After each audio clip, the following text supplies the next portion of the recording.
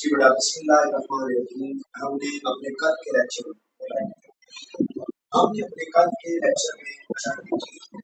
ایک ٹاپک پڑھا تھا. وہ شارٹ لیسن تھے. کل کے لیکچر میں 4 پڑھے، اس سے پہلے والے میں 5 پڑھے. کل ہمارا آخری ٹاپک تھا وہ کیا تھا بیٹے؟ نہرو رپورٹ. اور اس میں ہم نے یہ بات پڑھی تھی کہ وہ تمام باتیں جو کہاں ہوئی تھی، ہمیشہ کے لکھنؤ میں ہوئی تھی. تو پنڈت نہرو نے کیا کیا تھا، ان ساری باتوں کو ختم کر دیا تھا اور مسلمانوں کی جدا گانا حیثیت ماننے سے بھی انکار کر دیا تھا، اور مسلمانوں کے جو انتخابات الگ ہوتے ہیں یہ والی بات ماننے سے بھی انکار کر دیا. اچھا، اب بیٹے ہوا یہ کہ جب اس نے یہ رول پاس کیے تو اس کے جواب میں جو بات کس نے کی بیٹا؟ نہرو نے. اس کے جواب میں قائد اعظم محمد علی جناح نے 14 نکات لکھے. اب وہ قائد اعظم کے 14 نکات کیا ہیں، یا بچپن سے سنتے بھی آ رہے ہوں گے، ہم بھی جب پڑھتے تھے تب بھی ہم اس کو یاد کرتے تھے، روٹے مانتے تھے، یاد کرتے تھے. یہ جو ٹاپک ہے نا، یہ بیٹا آپ کو سمجھ لیں کہ اس وقت تک آپ نے جتنی بھی توجہ کسی بھی ٹاپک کو یاد کرنے کے لیے کی ہے نا، وہ ساری توجہ اکٹھی کر کے آپ نے اتنی توجہ کے ساتھ ایک 14 نکات کو یاد کیا. نہ انگلش کے 14 سینٹینس یاد ہوتے ہیں اور نہ قائد اعظم کے 14 نکات یاد ہوتے ہیں. لیکن میں آپ کو اس انداز میں آپ کو سمجھا دوں گا کہ یہ آپ کو مشکل نہیں رہے گی. جن باتیں مشکل یاد نہیں ہو سکتی، بس جو میں سمجھاؤں وہ ذہن میں رکھ کے آپ اس کو ریڈ کریں گے تو یہ 14 کے 14 پوائنٹ آپ کے کریں گے. اب ہم اپنی بک پر اور تیزی کے ساتھ آغاز کرتے ہیں. پہلی جو لائن لکھی ہوئی ہے اس پر آپ نے پہلی ہیڈنگ لکھی ہے انٹروڈکشن تعارف. شاباش. پہلی لائن پر آپ نے ہیڈنگ لکھی انٹروڈکشن تعارف. شاباش بیٹا. اچھا، اب اس انٹروڈکشن میں لکھا ہوا ہے کہ نہرو نے جو رپورٹ پیش کی، قائد اعظم نے اس رپورٹ کو ماننے سے انکار کر دیا اور اس کے جواب میں پھر کب بیٹا انڈر لائن کیجیے گا MC29 میں بیٹا کیا پیش کیے؟ بولیے کیا پیش کیے؟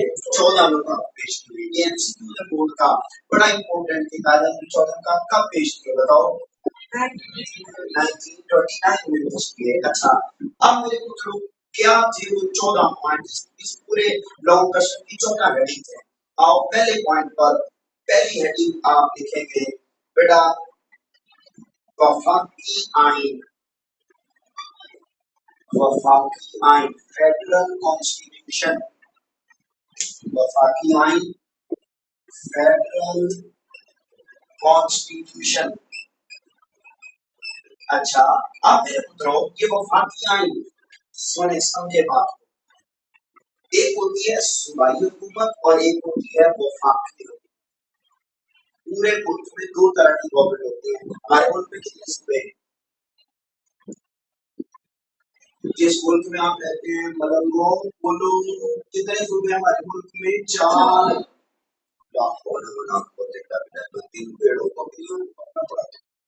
اور ہمارے ملک میں کتنے صوبے ہیں؟ ہمارے میں نے اس بات سنیے آپ یہ کہتے ہیں کہ خود ہم اسٹوڈنٹ میرے سامنے تشریف فرما ہے. میں نے سوال پوچھا ہے پاکستان کے صوبے کتنے ہیں، کسی کی بات ہی نہیں ہے. کسی کو پتہ ہی نہیں ہے کہ ہمارے ملک میں 4 صوبے. میں تو دنگ رہ گیا ہوں کہ میں کاش لوگ زمانے میں آیا ہوتا. ٹھیک ہے، جہاں کو پڑھنے والے ہوتے ہیں وہ مائی گاڈ میرا پتر وہ ہمارے ملک کے 4 نام میں بتا دوں. صبح میں پنجاب، سندھ، خیبر پختونخوا، بلوچستان، یہ جو آپ نام سنتے ہیں نا، سنے ہوئے ہیں نا، یہ ہمارے صوبوں کے نام ہے.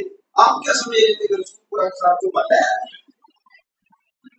اللہ کے بندو بات سمجھیے کیا صوبے ہمارے. اچھا، تو ہر صوبے کی ایک گورنمنٹ ہوتی ہے.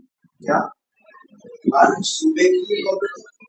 اسی طرح جتنے صوبے ہوتے ہیں ان صوبوں کے اوپر پورے ملک کی ایک گورنمنٹ ہوتی ہے. تو ان 4 صوبوں کو دیکھ رہی ہوتی ہے. مثلا میں آپ کو سمجھا دوں، یہ ایک صوبہ، یہ 4 صوبے ہیں. ان 4 صوبوں کو دیکھنے کے لیے ایک اوپر حکومت بنائی جاتی ہے جو ان 4 کو دیکھ رہی ہوتی ہے.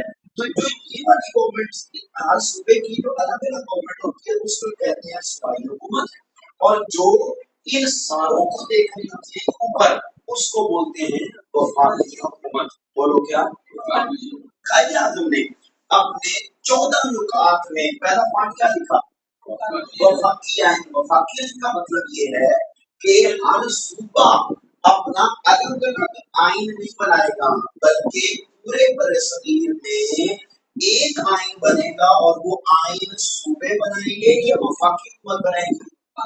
ऊंचा ऊंचा बोलो, वफाकी। अच्छा, आइन का पता है क्या होता है? आइन बेटा सुनो, किसी भी मुल्क को चलाने के लिए, मैं बहुत सादा तारीफ आपको बता रहा हूँ, ये ओरिजिनल वर्डिंग नहीं है, मगर मेरे सामने असीम हस्तियां तशरीफ फरमा है तो मैं इसकी बिल्कुल सत्य, जैसे बेटा ये किताब है इसी तरीके से ये जो वफाकी हुकूमत होती है वो पूरे मुल्क को चलाने के लिए ना रूल्स बनाती है, उन रूल्स को एक किताब में लिख देती है। वो जो रूल वाली किताब होती है उसको क्या कहते हैं? जैसे एक अकेडमी बनाई हो तो अकेडमी के भी कुछ रूल होते हैं, जैसा कि ये इन टाइम है, ये ऑन टाइम है, ये टीचर रखे हैं, फला फला फला। तो रूल्स के बगैर अकेडमी को चलाना मुसीबत में, इस तरह पूरे मुल्क को चलाना भी आइन के बगैर मुमकिन नहीं है। मेरे पुत्रों, कायदे आजम ने पहला पॉइंट ये कहा। अब बुक की बड़ी जरूर याद करनी है हमने, लेकिन मेरी ये जुमले नहीं रख के जब आप इसको याद करेंगे तो आपको ये बात याद हो जाएगी। कायदा ने सिंपल सी बहुत ही सादा पहली बात ये कही है कि भाई आज के बाद जो आइन बनेगा ना वो बाकी होगा क्या होगा? ये उसको वो सूबाई हुकूमतें नहीं बनाएगी, बल्कि वो हुकूमत बनाएगी जो पूरे मुल्क को देख रही है। वो आइन बनाएगी और पूरे मुल्क के लिए इकट्ठा आइन बनाएगी, हर सूबे का अलग अलग आइन नहीं होगा। मेरे पुत्रों, मैं नहीं समझता कि इससे आसान दुनिया की कोई ताकत आपको समझा सके। ये बहुत आसान है। मैंने देखो मेरे साथ बोलो क्या लिखा हुआ है? आइंदा आइन, ऊंचा ऊंचा बोलो, आइंदा आइन वफाकी तरह का होगा जिसमें सूबों को ज्यादा मुख्तारी दी जाएगी। क्या मतलब कि भाई आइन वफाकी हुकूमत बनाई जाएगी? हाँ, सूबों को इख्तियारात होंगे, अथॉरिटी सूबों के पास होगी, जो अपनी मर्जी है अपने अपने सूबे को तरक्की दे सकते। नंबर 2 आ जाए अगले पॉइंट पर लिखेंगे दाखिली खुद मुख्तारी। दाखिली खुद मुख्तारी, इंटरनल ऑटोनॉमी। इंग्लिश वाले बच्चे जो यूट्यूब पर इंग्लिश में लेक्चर देते हैं उनके लिए मैं ये लिखता हूँ इंटरनल ऑटोनॉमी, दाखिली खुद मुख्तारी। जी, हर सूबा क्या, हर सूबा अपने अंदरूनी मामलात में बिल्कुल आजाद होगा, मुख्तार होगा, वो अपनी मर्जी से जो काम करना चाहे कर सकता है। वो मुख्तार, क्या मतलब है कि जो चाहे वो कर सकते हैं। अच्छा बोलो क्या लिखा हुआ दूसरा पॉइंट? तमाम सूबों को एक ही उसूल पर दाखिली खुद मुख्तारी दी है। दाखिली खुद मुख्तारी का क्या मतलब है कि हर सूबा अपने अपने मामलात में आजाद है, वो जो करना चाहे उसके पास इख्तियार है, वो कर सकता है। किसी पर मरकजी हुकूमत की तरफ से, वफाकी हुकूमत की तरफ से कोई पाबंदी नहीं है। नंबर 3 लिखेंगे कि आपका लिख देता हूँ तो नुमाइंदगी, representation of minorities, representation of minority. जी मेरा पॉइंट बड़ा आसान और अच्छा, एक होती है मेजोरिटी और एक होती है माइनॉरिटी। किसी भी मुल्क में जो कौम थोड़ी तादाद में रहती हो उसे कहते हैं अक़लियत। मसलन हमारे मुल्क में ज्यादा मुसलमान रहते हैं, ईसाई ज्यादा कौन रहते हैं? मुसलमान। थोड़े कौन रहते हैं? तो ईसाई हमारे मुल्क में क्या है? बोलो अक़लियत। अच्छा, बड़े सकील में जब हम रहते थे तो वहां मुसलमान थोड़े थे और हिंदू तो हम उस वक्त बड़े सकील में क्या थे, अक्सरियत अकलियत थे, शाबाश माइनॉरिटी। कायदे आज़म मोहम्मद अली जिन्ना ने तीसरा रूल ये बनाया, जरा ऊंचा बोले क्या बनाया है, सूबों में अकलियतों को मुनासिब नुमाइंदगी दी जाएगी। यानी जब हर सूबे की अलग अलग गवर्नमेंट बन रही होगी ना, तो उस गवर्नमेंट में सिर्फ हिंदुओं के नुमाइंदे नहीं होंगे, एमपीए हिंदुओं के मेंबर नहीं होंगे, बल्कि सूबाई हुकूमत को, सूबाई हुकूमत में बंदे ही होते हैं ना, तो उन्होंने कहा कि जहां आपने हिंदुओं से बंदे लेने हैं वहां आपने इनसे भी बंदे लेने हैं अकलियतों से। अकलियतों में कौन आते थे वहां, मुसलमान। कायदे आज़म ने सादा बात ये कही कि जब भी सूबे की हुकूमत बने तो उसमें सिर्फ अक्सरियत वालों को शामिल न किया जाए बल्कि अकलियत वालों को किया। अगले पॉइंट पर है चौथा, वहां लिखेंगे बेटा जी मुसलमानों की मेंबरान, मुसलमान मेंबर ऐसे लिखते हैं, मुसलमान मेंबर, मुस्लिम मेंबर्स, बहुत आसान, मुस्लिम मेंबर्स। अच्छा, अब मेरा पुत्र अगला जो पॉइंट है ये और आसान बेटे, कैसे पिछले पॉइंट में किस हुकूमत की बात हुई है, सूबों की, तो दो ही हुकूमतें होती है, मैंने आपको बताया, या सूबाई हुकूमत होती है या मरकजी हुकूमत होती है, जिसे मरकजी हुकूमत का दूसरा नाम वफाकी हुकूमत भी होता है। कायदे आज़म ने अगला पॉइंट ये कहा, बस मैं पिछले पॉइंट में कहा कि सूबों की जब गवर्नमेंट बन रही हो तो उसमें भी अक़लियत शामिल की जाए, और जब मरकजी हुकूमत बने तो उस हुकूमत में कम से कम मुसलमानों के 1/3 मेंबर शामिल किए जाए। 1/4 का मतलब है 1/3, 1/3 का मतलब है 100 में से 80%, 33%। फिर समझो, दो पुस्तकों की बात हो रही है, इधर जरा मुझे बताओ आइन कैसा होगा, कौन कौन से हुकूमत बनाएगी, वफाकी हुकूमत बनाएगी, सूबों को क्या मिलेगी, दाखिली खुदमुख्तारी का मतलब इसका जो अपने कामों में आजाद होंगे। अगला पॉइंट क्या लिखा है, अक़लियतों यानी जो सूबों की हुकूमत बनेगी उसमें अक़लियतों को भी शामिल किया जाए। अगला पॉइंट क्या कहा कि जो वफाकी हुकूमत बने उसमें मुसलमानों को कम से कम कितना शामिल किया जाए, 1/3। मेरा ख्याल है कि ये बातें मुश्किल हो, आपको समझ आ रही है। आगे चले, अगले 5वें पॉइंट पर आए और वहां आप देखेंगे सेपरेट इलेक्शन सिस्टम, जुदा करना निज़ाम इंतखाब, separate election system, separate election system. जी मेरा मतलब अगला पॉइंट बड़ा आसान। अगला कायदा ने कहा कि इंतखाबात जब भी हो वो किस निजाम के तहत हो, जुदागाना। जुदागाना का क्या मतलब है, पीछे इतनी दफा पढ़ा है मैंने समझाया, जुदागाना का क्या मतलब है, बोलो, बोल तो रही हो, सही बोल रही हो, बोलो।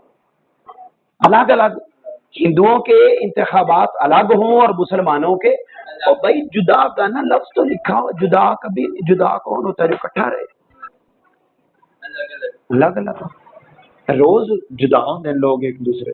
तो यहाँ देखे जुदा गाना इंतखाब है, फिर फेसबुक ते लाने दिल टूट, ठीक है, और बिछड़ गया मेरा दिल दा जानी। तो यहाँ पर आप देखिए बेटा, जुदा गाना निजाम इंतखाब, सेपरेट इलेक्शन सिस्टम। तो ये कहा कि भाई इंतखाबात जब भी हों जुदागाना उसूल पर हों, लेकिन अगर कोई कौम कहती है कि नहीं, चूंकि बरसीर में सिर्फ हिंदू और मुसलमान तो नहीं रहते थे ना, सिख भी रहते थे, ईसाई भी रहते थे, और भी कई कौमें रहती थी। तो उन्होंने कहा जी पहला तो मैं ये कहूँगा कि जो इंतखाबात हैं वो जुदागाना निज़ाम पर हों, लेकिन अगर कोई कौम ये कहे कि हम जुदागाना पर नहीं, हम इकट्ठे करना चाहते हैं, तो वो इकट्ठे भी कर लें, लेकिन जो चाहते हैं कि अलग हो उनसे, उनके अलग किए जाएं। जरा रीड कर दें बेटा, आपको समझ भी आ जाएगी। बोलिए क्या, जुदागाना इंतखाब का उसूल हर फिरका पर लागू होना चाहिए।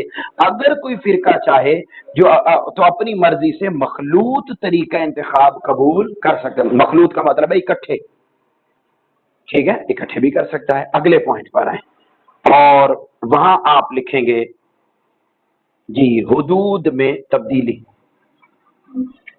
अगला पॉइंट है हुदूद में तब्दीली। जी, change in boundaries, change in boundaries. अच्छा आगे चले, अब टाइम कम है, मैं इंग्लिश में हेडिंग नहीं, पॉइंट नहीं लिख रहा था कि हम आगे चलें। हुदूद में तब्दीली इंग्लिश वालों के लिए बोल रहा हूँ, वो लिखते जाए किताब। अब बेटे देखो, हुआ ये था कि अब हर सूबे का एक एरिया होता है। पंजाब खत्म हुआ तो आगे सिंध शुरू हो गया, खत्म हुआ तो बलूचिस्तान केपी के सूबे, उनकी एक लैंड है।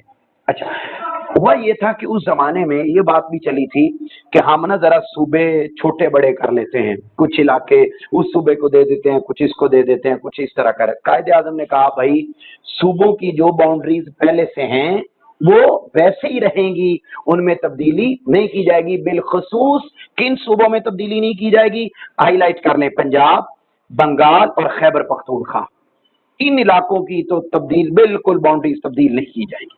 अगले पॉइंट पर आ जाएं, मजहबी आजादी। जी, रिलीजियस फ्रीडम, मजहबी आजादी, रिलीजियस फ्रीडम। हर सूबे को और हर कौम को अपने अपने मजहब के मुताबिक अपनी जिंदगी गुजारने में आजादी होगी, किसी पर कोई पाबंदी नहीं लगाई जाएगी। जरा बोल भी दें बेटे, क्या लिखा हुआ है, तमाम लोगों को यकसा मजहबी आजादी दी जाएगी। ओके जी। अगला पॉइंट बेटे आप लिखेंगे, अगला पॉइंट बड़ा आसान है जी, आइन की मंजूरी, अप्रूवल ऑफ कॉन्स्टिट्यूशन, आइन की मंजूरी। हाँ जी, मैंने आपको बताया था आइन क्या होता है, बताएंगे मुझे आइन क्या होता है? अभी बताया आइन क्या होता है। मैं आपको बताऊं, आपने बोलना है मेरे साथ, आप नहीं बोलेंगे तो फिर सिस्टम नहीं चलेगा आगे, ठीक है? फिर समझ नहीं आ सकेगी। बताओ आइन क्या, आइन किसे कहते हैं? वो किताब जिसमें पूरे मुल्क को चलाने के रूल्स लिखे। अच्छा, अड़ी जा रहे हैं पीछे, बोली जा रहे हैं कि उच्चा बोलो, समझ। अच्छा, आइन उस किताब को कहते हैं जिसमें पूरे मुल्क के रूल्स। कायदे आजम मोहम्मद अली जिन्ना ने अगली बात ये कही कि भाई जब आप पूरे मुल्क के लिए आइन बनाने लगे तो अब साबज़ार बरसीर में मुख्तलिफ कौमें रहती हैं, तो हर कौम के बारे में आपने रूल्स एंड रेगुलेशंस लिखने हैं। कायदे आजम ने अगली ये बात कही कि भाई अगर आप किसी भी कौम के बारे में कोई रूल लिखने लगे हैं, अगर उस कौम के 2/3 लोग उस रूल को कहें कि ये ओके है तो उस रूल को आइन में शामिल किया जाए, अदरवाइज उस रूल को आइन में शामिल ना किया जाए। यानी वो रूल उस कौम से रिलेटेड फिर बुक उस आइन की बुक में लिखा नहीं जाएगा। समझ आई है मेरी बात? आसान बात है, जरा रीड भी कर दें, क्या लिखा हुआ है। अगर कोई मुसवदा कानून किसी खास फिरके से मुताल्लिक हो और उस फिरके के 3/4 अराकीन उस मुसवदा के खिलाफ राय दें तो उसे नामंजूर समझ। मुसवदा कहते हैं किताब, आइन की किताब, ठीक है? अगर 3/4 लोग कह रहे हैं कि ये रूल हमें कबूल नहीं है तो आइन में उस रूल को शामिल नहीं किया जाए, और अगर कहें कि हाँ कबूल है तो फिर उसको शामिल कर लिया जाए। अगला पॉइंट लिखेंगे, अलग सूबा, सेपरेट प्रोविंस, अलग सूबा, सेपरेट प्रोविंस। अगली बात की कि मैं ये चाहता हूं कि सिंध को मुंबई से अलग सूबा बना दिया जाए। पहले ये सिंध और मुंबई ये इकट्ठे थे, तो बोल दे जरा क्या लिखा हुआ है, सिंध को मुंबई से अलग करके एक सूबा बना दिया। अगला बेटे लिखेंगे, इस्लाहात, इस्लाहात नाफिज करना, जी, रिफॉर्म्स, इम्प्लीमेंटेशन ऑफ रिफॉर्म। बेटे सादा सा तर्जुमा है, इस्लाहात कहते हैं नए रूल बनाना। बोलो, इस्लाहात किसे कहते हैं? नए रूल बनाना। कायदे आजम ने कहा मैं ये चाहता हूं कि आप ना किस किस सूबे के लिए, बलूचिस्तान के लिए और केपी के, शुमाल मगरबी सरहदी सूबा केपी के, और दीगर इन दोनों सूबों में दीगर सूबों की तरह इस्लाहात करें, यानी इन सूबों को चलाने के नए रूल बनाएं। क्लियर बेटा? अगला पॉइंट आ जाए, अगले पॉइंट पर आप लिखेंगे, सरकारी मुलाजमतों में हिस्सा, part in government jobs.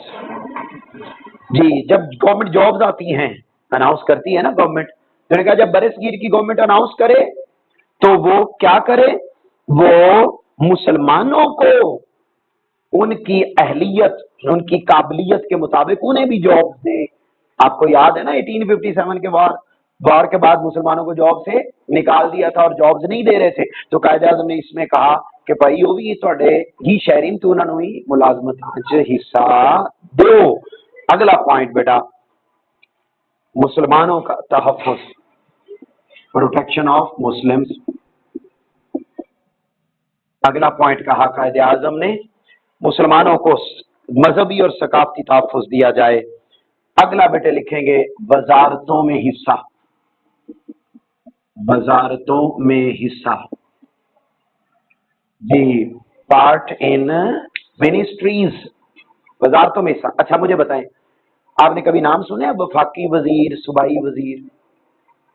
TV पर आपने कभी सुना हो, वजीर पानी और बिजली, वजीर स्पोर्ट्स हैं, वजीर फलां फलां फलां, वजीर इतलात, ठीक है, वजीर तालीम, वो तो याद होना चाहिए आपको, छुट्टियां देता है बहुत ज्यादा, ठीक है। अच्छा अब मेरा पुत्र, हम यहाँ ये बात करें तो जैसे, अच्छा मुझे पहले ये बताओ, हुकूमतें कितनी तरह की होती हैं? दो तरह की। कौन कौन सी? वफाकी और सूबाई। ये जो दो हुकूमतें होती है ना, इन हुकूमतों में बेटा जहां और लोग होते हैं वहां इन हुकूमतों में वज़रा भी होते हैं, वजीर।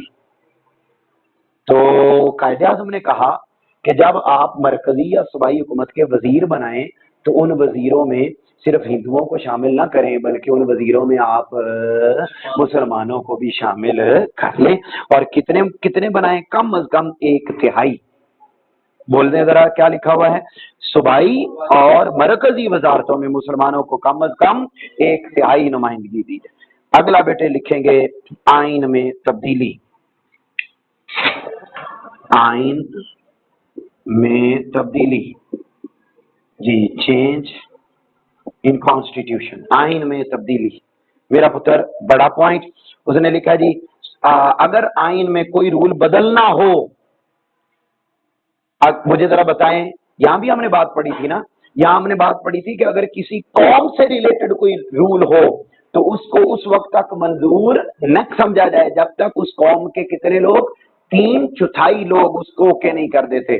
इसके बाद यहां बात की कि अगर आपने किसी सूबे के लिए रूल बनाया है तो जब तक सूबा उसको मंजूर न करे आपने उस रूल को भी मंजूर, देखो जरा बोलिए क्या लिखा हुआ है, आइन में सूबों की मर्जी के बगैर कोई तब्दीली ना की। अगर कोई रूल बदलना है तो सूबे से पूछ के फिर बदलना। बात को खत्म करते हैं, लेकिन आखिरी हेडिंग लिखें, आखिरी लाइन पर वो आप लिखेंगे 14 नुकात की अहमियत। और ये बड़ा इंपॉर्टेंट शॉर्ट क्वेश्चन है, 14 नुकात की अहमियत। इन 14 नुकात की अहमियत क्या है बेटे? अहमियत यह है कि ये जितने भी रूल बनाए कायदे आजम ने, ये कायदे आजम ने सिर्फ मुसलमानों के लिए नहीं बनाए थे, ये रूल सारे के सारे ऐसे हैं जिनसे बरसगीर में रहने वाली सारी कौमों को फायदा हो रहा था। भाई कैसे फायदा हो रहा था? यहाँ अकलियतों की बात की तो क्या अकलियत सिर्फ मुसलमान थे या बाकी कौमें भी थी? तो बाकियों को भी फायदा हो रहा था। अगर यहाँ आइन की मंजूरी की बात की तो क्या उसमें सिर्फ मुसलमान कौम की बात की या हर कौम की बात की? अगर यहाँ सूबों की बात की तो उसमें सूबे में सिर्फ मुसलमान रहते थे या बाकी कौमें भी रहती थी? तो ये बेटा इसकी अहमियत है कि ये ऐसे 14 नुकात हैं कि जिन 14 नुकात ने किसकी नुमाइंदगी की बेटा? पूरे बर्रे सगीर की अवाम की। देखो जरा क्या लाइन में लिखा हुआ है, ऊंचा बोलिए जरा।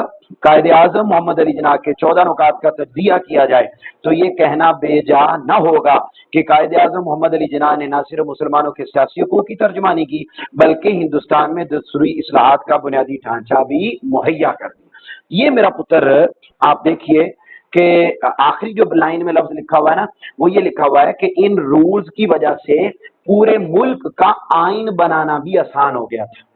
तो दो फायदे हो गए। अब देखिए जरा मेरी बात को सुने और जरा रिवाइज करें, मुझे बताएं ये पहला पॉइंट क्या लिखा हुआ है? वफाकी आइन। कौन सी हुकूमत बनाएगी? वफाकी हुकूमत बनाएगी। داخلی خود مختاری کا کیا مطلب ہے؟ صوبے آزاد ہوں گے اپنے معاملات میں، اقلیتوں کی نمائندگی ہوگی، ٹھیک ہے، کس حکومت میں؟ جو بھی حکومت، اچھا مسلمان ممبران ہوں گے کتنے؟ 1/3 مرکزی حکومت میں، جو داغانہ انتخابی نظام ہوگا، اور اگر کوئی مخلوط چاہے تو وہ کر سکتا ہے۔ حدود میں صوبوں کی جو باؤنڈریز ہے اس میں تبدیلی نہیں کی جائے گی، بالخصوص 2 صوبوں میں، کون کون سے؟ بلوچستان اور خیبر پختون۔ اس کے بعد مذہبی آزادی ہوگی ہر ایک کو، آئین کی منظوری 3/4 سے ہوگی۔ کس کو الگ صوبہ بنایا جائے گا؟ ممبئی کو سندھ سے الگ صوبہ بنا، یا سندھ کو ممبئی سے الگ کر دیا جائے گا۔ اصلاحات نافذ کی جائیں گی کس کس صوبے میں؟ بلوچستان میں اور خیبر پختونخوا میں۔ سرکاری ملازمتوں میں مسلمانوں کو بھی حصہ دیا جائے گا، مسلمانوں کو تحفظ دیا جائے گا، وزارتوں میں بھی مسلمانوں کو 1/3 حصہ دیا جائے گا۔ آئین میں تبدیلی اگر آپ نے کرنی ہے تو صوبوں کی مرضی۔ اور آخری پوائنٹ کیا لکھا ہوا جی؟ اس کی اہمیت ہے، اور اہمیت اس کی میں نے آپ کو بتائی کہ ایک تو پورے ملک کا آئین بنانا آسان ہو گیا، اور دوسرا یہ 14 نکات ایسے تھے جو صرف مسلمانوں کے حقوق کا تحفظ نہیں کر رہے تھے بلکہ پورے برصغیر کے لوگوں کے حقوق کا تحفظ کر رہے تھے۔ مجھے امید ہے کہ آپ کو بات سمجھ میں آتی ہے، اس کو اچھے طریقے سے یاد کر کے